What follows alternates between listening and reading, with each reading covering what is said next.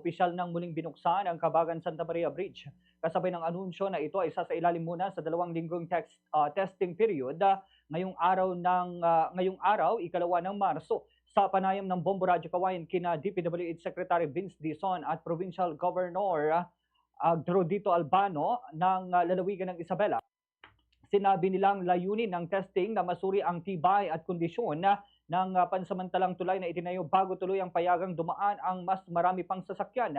Mahalaga umano ang hakbang na ito upang matiyak ang kaligtasan ng publiko. Sa loob ng 2 linggo, one-way scheme muna ang ipatutupad sa tulay upang mabawasan ang bigat at dami ng sasakyang dadaan habang patuloy ang monitoring ng mga kinaukulan. Nagtayo rin ng vertical clearance na may taas na 2.4 meters na sa magkabilang dulo ng tulay upang masiguro naman na mga light vehicles lamang ang papayagang makatawid. Pansamantalang hindi muna pahihintulutan ang pagdaan ng malalaking truck at iba pang heavy vehicles. Ganito ang bahagi ng pahayag ni na DPWH Secretary Vince Dizon at Provincial Governor Drodito Albano III. 180 million, pero pinapacheck pa namin. No? Pinapacheck pa namin para talagang gawin ng matibay ito. Kasi delikado eh. Sa Vega, pababa.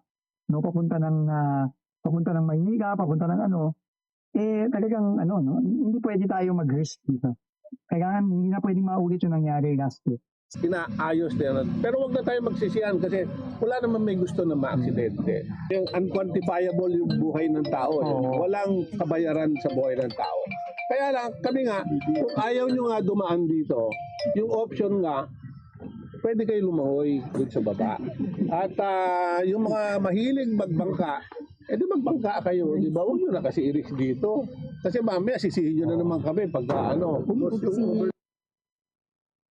Samantala, nagbigay naman ng mensahe si Vice Governor Kiko D sa mga residente at tiniyak ang kapakanan at kaligtasan ng mamamayan na pangunahing prioridad ng pamahalaang panlalawigan.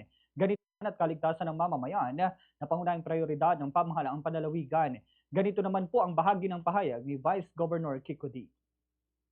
Siyempre, ang prioridad po natin is yung safety ng ating mga constituents.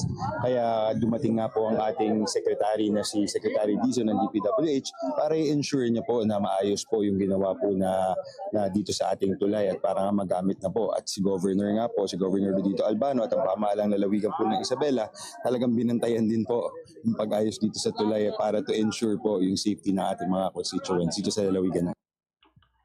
Samantala, ayon naman kay Ginoong Minardo Telan, isang residente, ikinatuwa ng maraming mamamayan, lalo na ng bayan ng Santa Maria, ang muling pagbubukas ng tulay. Anya malaking ginhawa ito sa kanila dahil hindi sila mahihirapang bumiyahe patungong Kabagan partikular ang mga estudyanteng araw-araw na tumatawid para pumasok sa paaralan. Ganito naman ang bahagi ng pahayag ni Ginoong Minardo Telan.